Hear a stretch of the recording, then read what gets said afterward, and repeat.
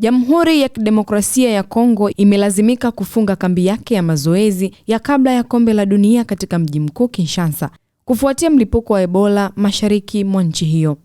Maandalizi ya timu ya taifa yamehamishwa Ubelgiji, huku maambukizi ya ugonjwa huo uliosababisha vifo zaidi ya watu 130 yakiendelea kuenea. Shirika la Afya Duniani WHO limetaja mlipuko huo kuwa wa dharura ya afya ya kimataifa.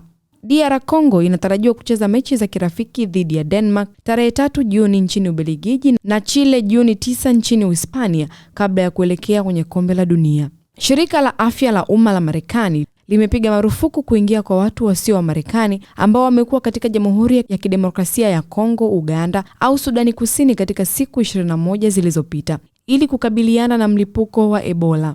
Wachezaji wote wa DR Congo pamoja na kocha wa timu hiyo Mfaransa Sebastian wako nchini Afrika ya Kati na hawataathiriwa na vikwazo hivyo licha ya kambi ya mazoezi kufungwa.